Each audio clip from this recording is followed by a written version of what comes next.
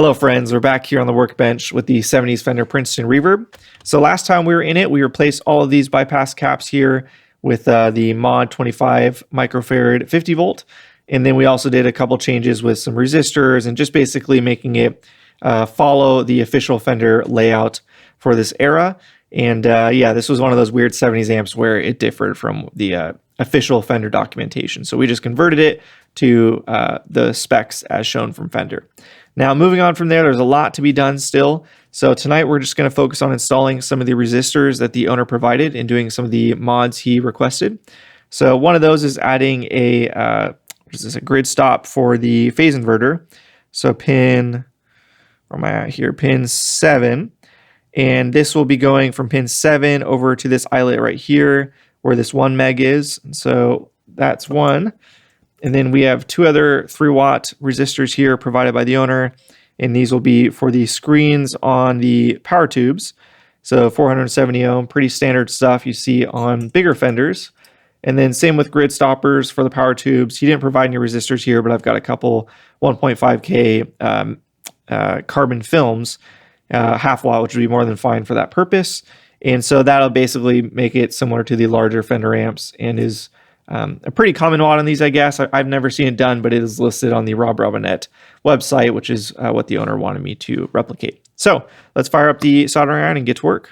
So in sticking with the very colorful look inside this amp, I grabbed some of this really, really cool Teflon insulation from the wire I used in the Vox AC30 project, because I thought it kind of matched the crazy colorful rainbow spectrum as well as the resistor, which is also quite colorful. So we're just going to go ahead and get this semi-situated. So something along those lines. All right, quite a tight fit, so we'll just have to be careful here.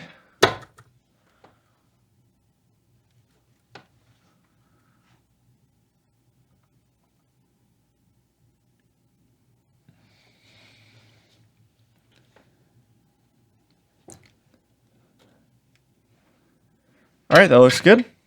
So there is our grid stopper for the phase inverter. And now we can move on to the power tubes, which is a mess with all this wiring everywhere, so it will be a little bit tricky. So here we have the 470 ohm 3-watt resistors that were provided. They are quite large, as you can see. So I'm going to have to kind of float them probably about there, so we're not touching any wires or anything.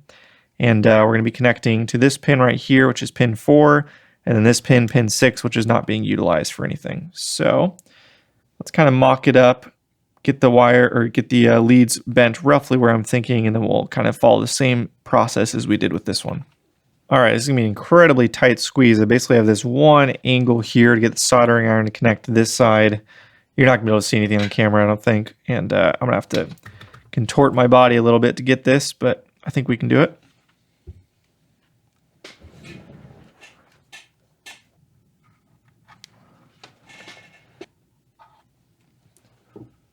All right, there's one done. Let's go ahead and move on to the other.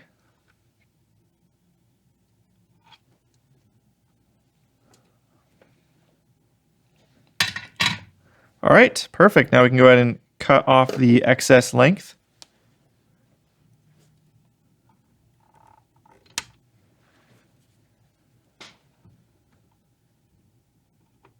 I'm gonna hit this one from this side one more time just because I wasn't able to get it as well. I've got a better angle from here.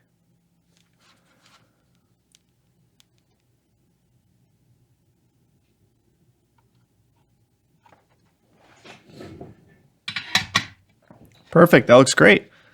So with that out of the way, we can now do the 1.5Ks, which will be going from pin 5 here over to, what is that, pin 1. It's going to be very tough on this side. It's going to be tough on both sides actually, but that's okay. We can get it done.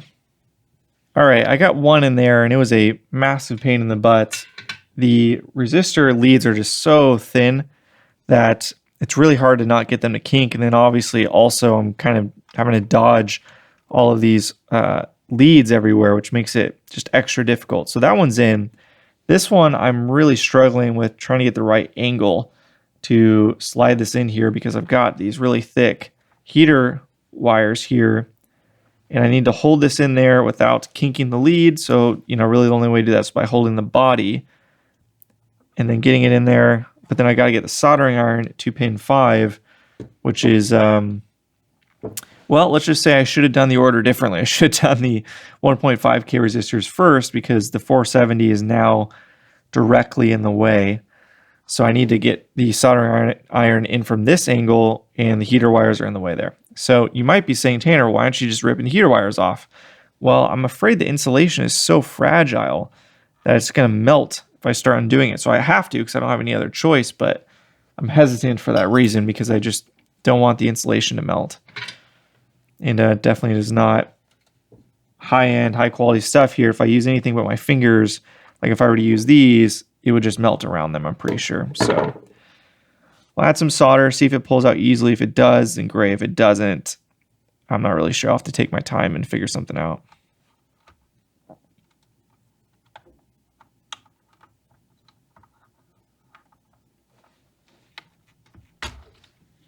There we go. With that up and out of the way, I've got a lot more room now. So this makes the job much easier. All right, 1.5K grid stoppers installed, 470 ohm screen grid resistors installed. So now that this is all done, we can go ahead and move on to the bias board over here. So we're going to be replacing the bias cap with this provided 100 volt 50 microfarad mod cap. So that'll be the bias cap. And then we're going to be replacing the 100K, looks like a 1 watt resistor, carbon comp, the original. And we've got a replacement, looks like maybe a 2 watt 100 ohm that will be going there. And this is, again, a suggestion from the Robinette website. So we'll be doing that. We'll also be removing the resistor that is accompanying the bias cap here because we'll be installing a pot in its place to be able to give us adjustable fixed bias. So let's go and do that now. I'm not sure how much I'm able to show you guys just because my camera angle, really hard to see under the edge here of the chassis, but I'll do my best. So the first thing we'll do as always is just add a little bit of solder, make sure it's going to flow easily.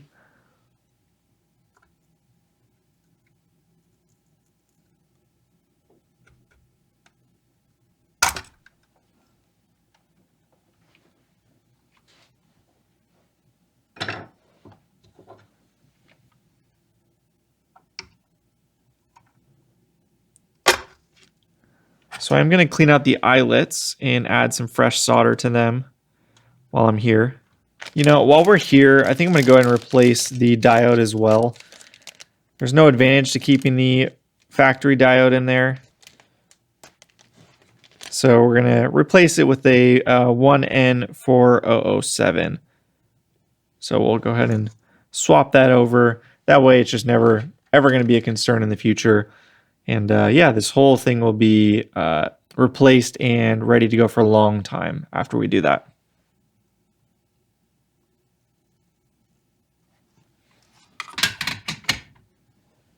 All right, and there you go. There is the bias circuit done outside of the bias pot, which we'll be adding later.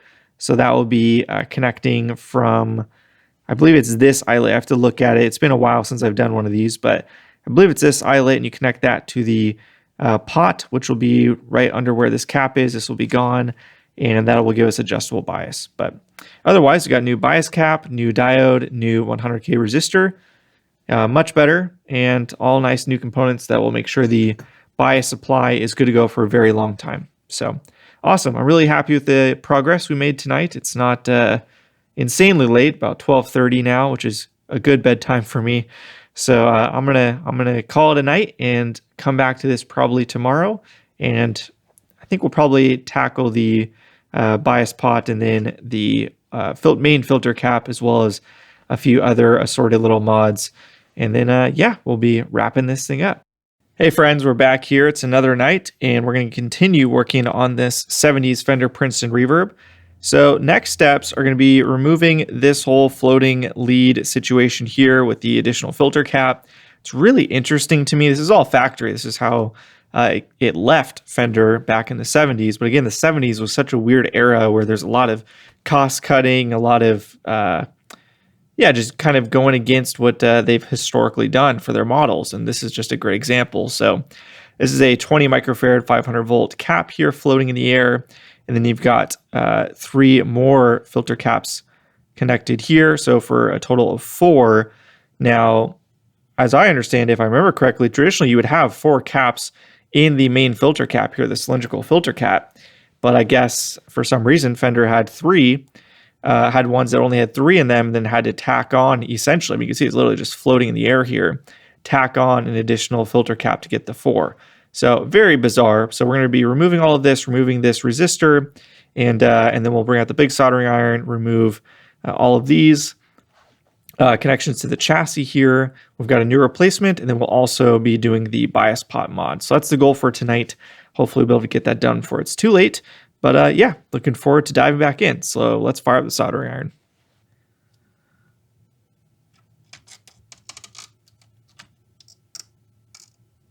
This is just nasty. I don't know if this is factory or not because it looks like there's solder on top of old solder. So I don't know what's going on here.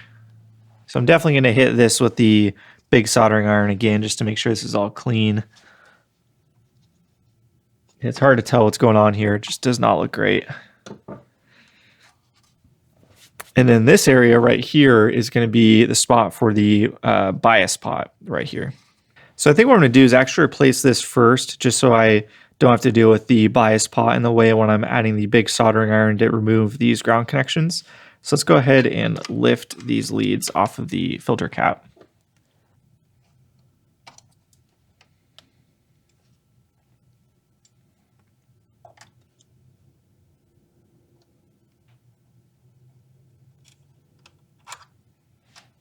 All right, so that's all disconnected. We can get these floating wires up and out of the way.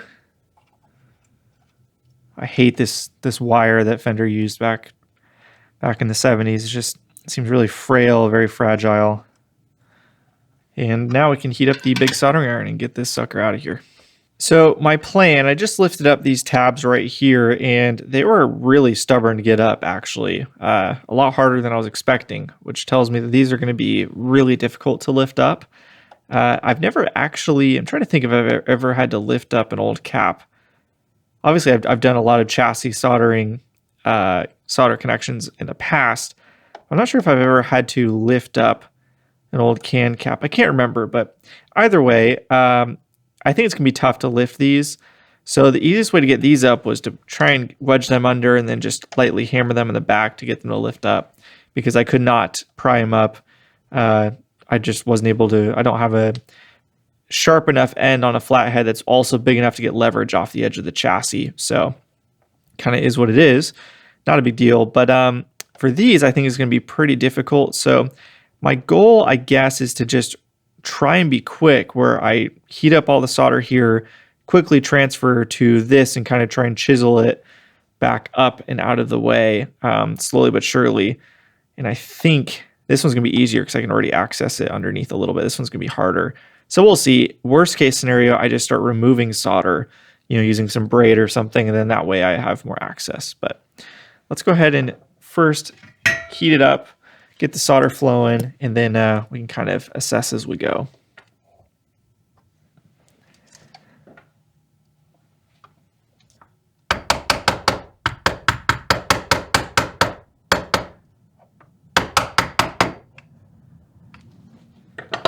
Perfect. 1 to go.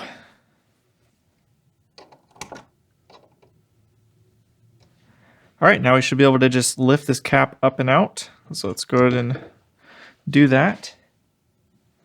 So there we go. So this, interestingly enough, is a 40-20-20, and then the other cap we removed that was floating here was a 20, if I remember correctly. So it was 3 20s and 1 40, and I believe the spec, at least the blackface era, is 320 microfarad 450 500 volt caps. So let's go ahead and grab the replacement and compare the two. So here's the replacement. This is a Made in USA Hayseed Hamfest quadruple 20 microfarad 500 volt, which is more to spec for these amps, at least per the Fender schematics. Yeah, so this is 4 caps in one, whereas this was 3 in one. And the size, you can see it is less tall. If I do like that, less tall, so just a benefit of modern components there. And according to my measurements, it should fit fine. So let's do a quick test fit, and then we're going to clean all this area up before installing this properly. I don't know if you can see that. Let me zoom in. It fits absolutely perfectly. So this is a great replacement. I know a lot of people are struggling a little bit to figure out what to do with their Princetons, in a similar dilemma as the owner of this amplifier, because the modern CE distribution replacement filter cap cans are notoriously bad, at least nowadays. So this seems to be a great replacement. It was not cheap. I can't remember how much it was. The owner purchased it for the amplifier himself. But yeah, made in USA. As far as I know, these are high quality. Seems like they are. And yeah, it's a perfect fit. So I think these are what I'm going to be using going forward. And I'll let you guys know if I hear anything negative about them. But yeah, perfect fit. So this will be great. We'll just be bending those tabs over, and then we'll solder those two just like the original was. And we've got 4 to connect here. So we've got 1, 2, 3, 4. Brilliant. So let's go ahead and clean up this chassis and get it prepped for soldering again. Originally, I was thinking I was going to just remove all of the solder and start it over, really get it super clean. But to be honest, there's nothing wrong with the solder on here. Now, all this kind of gunk around the edges, that's just the flux. That's not anything that'll be cleaned off with isopropyl, so that's not a big deal. But yeah, it's flowing just fine with the large soldering iron, so I think I'm going to leave it, and it's just much easier to solder in where there's already solder, right, versus starting with absolutely nothing. And this is exactly the location I want it to be in anyways. So I think we're going to leave it, just clean up the flux around the edges a little bit, not too much, because I'm going to have to redo it once I add new solder anyways. And then we'll clean it up when we're done. But yeah, it's looking good. Nice and shiny, the solder, once it's heated up with the new soldering iron and infused with some of the caster stuff I use here. So that's the plan. Let's go ahead and clean it up just a little bit, and then we will install the new cap. All right, and just like that, you can see how much shinier and cleaner it looks now. And yeah, the solder is totally fine. So I think we're good to go. All right, so now we can go ahead and solder these in.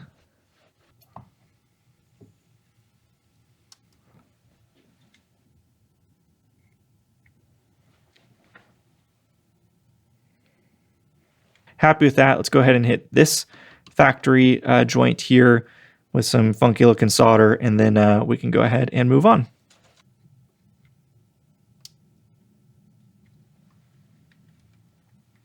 Well, that was kind of annoying. It looked like there's so much solder in there. When I lifted this up, the tip had some extra and it just dropped there. Now there's a chance that it wasn't hot enough to actually stick to the chassis. There we go. Perfect. Okay. Sometimes that'll happen where we get a splatter, but because the chassis or whatever the metal touch wasn't hot enough, you just get this kind of pancake of solder, and that's exactly what happened, which is totally fine. Should be able to just pick this up, no problem. There you go, little solder pancake. Cool, that looks much better. And now we can go ahead and get isopropyl out. We'll clean up this area and then clean up this area really well, because this is where the bias pot will be located. So that looks nice and clean. And looking at these wires upon further investigation, yeah, you can actually totally see this right here. That is the wire broken off here. So these were basically holding on by a thread already. And if I pull this will just come off. Same with this one. If you can see, you can see a bit of exposed copper there. And yeah, so this one's gone, this one's gone, which means this one's probably gone, and this one's probably gone as well. So I think we'll probably just replace all 4 of those. Well, maybe this one's okay. Like, this one feels tighter. Let me check real quick. Yeah, this one's fine, I think, if it'll even reach, though. Will it reach? Yeah, it'll reach. So here I've got the vintage style cloth wire. It's basically the same diameter as the stock wire here, so it won't look completely out of place. And there's already cloth wire, obviously, from the power transformer here and the output transformer. So I think we're just going to go ahead and move forward with that. And we'll be replacing this one and possibly this one. This one I think is fine. And then as far as the resistor changes, so we've got this, which is a 1K, looks like probably a 3 watt or 2 watt. This will be replacing the 1 watt carbon comp right here. And this is again per the Rob Robinette website and the owner's request. And then we also have an 18K, I believe is what this is, which will be replacing this one. And then we will also be putting an 18K resistor between. We remember it was floating in the air here. We had that cap in that resistor there floating. So this will be going between, let me orient myself here real quick. So it'll be going between this lead right here and this filter cap, as well as the one connected to be right here.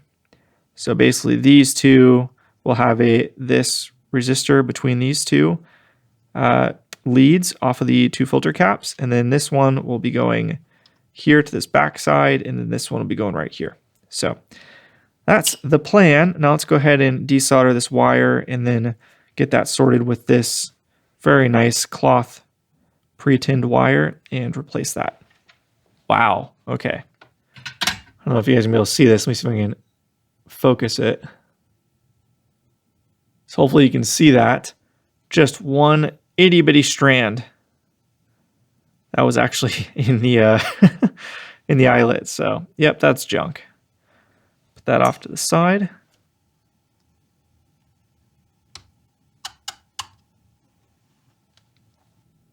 I'm gonna have these sitting a bit proud of the board, like I have this one right here. Now, because the board is I don't know if you'll be able to see on camera, but it's got a wave to it. Zoom out a little bit. It's got a ramp to it, like they all end up doing. And so there's actually a big gap between the top board and the backer board here in this corner, and a much smaller gap here, which means the length of the lead on the resistor, this length is more than fine, but because there's a bigger gap between the bottom board and this board, this actually needs to be taller for it to sit naturally proud above the board. So when I solder these in, basically I'm just gonna, there's plenty of lead to be able to lift them up a little bit. We'll just be lifting them up a little bit on one side, getting it good, soldering the other side, getting it good, and then going back and forth essentially so I can get it perfect. But for now, it'll just be kind of sitting flat on the board. And then let's go ahead and get our wire. So we've got our cloth covered wire here. All right, this is an extremely tight eyelet. So you've got this lead, this lead, this lead, this one that's going to go over here, and then this little bridge port or little bridge wire here. So it is packed to the brim. So we're going to go ahead and get some solder in there, make sure everything is held in place okay. It took a while to pack it all in there and actually get stuff in the eyelet.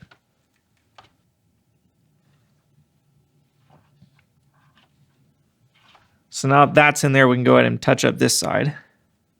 So now we're just going to be routing the wires and adding in the last resistor, which will be going right here between these two leads. So we'll get this prepped. So we've got the 18K resistor here going between this node and this node. That's all correct. Got this one going to its own node, this one going to its own node. Replace this wire and put it back where it was.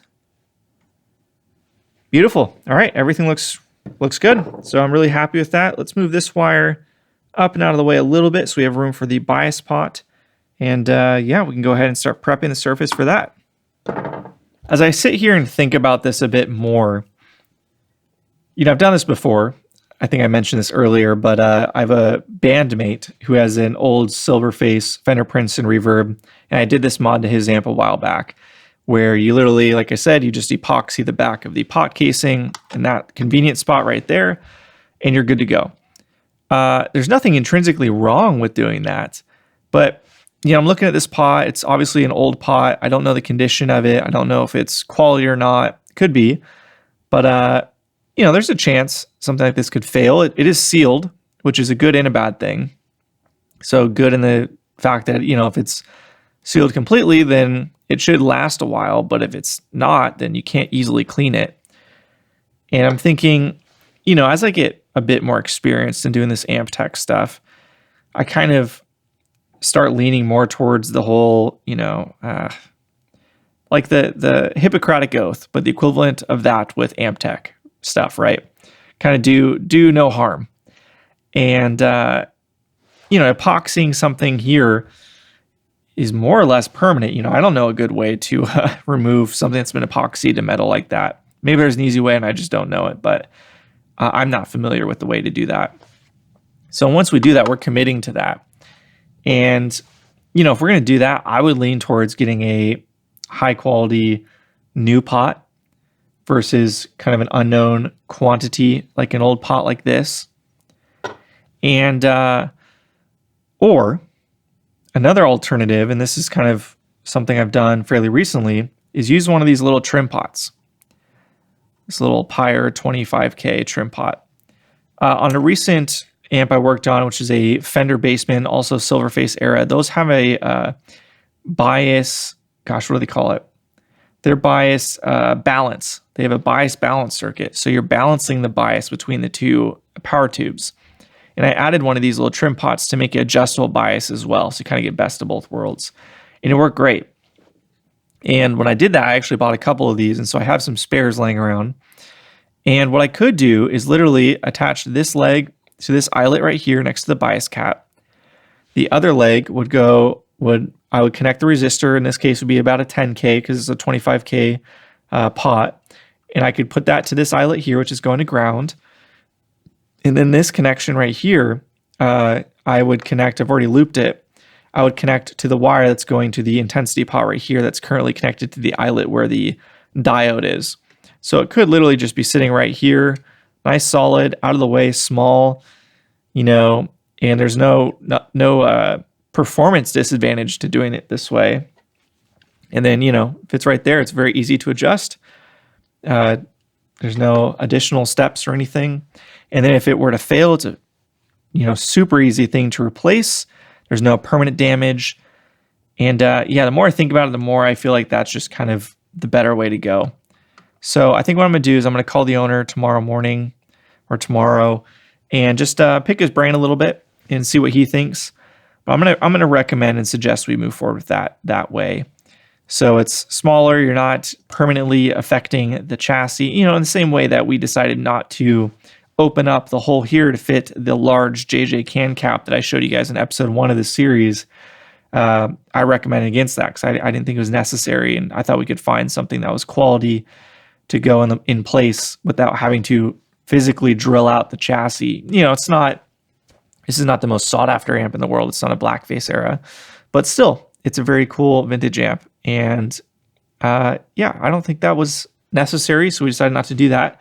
And I think this is another example where we can kind of be a bit more strategic and light with our touch. So anyways, I think we're going to end here, and depending on if I have time or not and how this all works out with editing, either the video will end here or we'll pick up and continue on. But either way, more stuff coming. We've got this bias pot that needs to be added, and then we will fire the amp up finally, because we've never fired it up because it had a broken volume pot.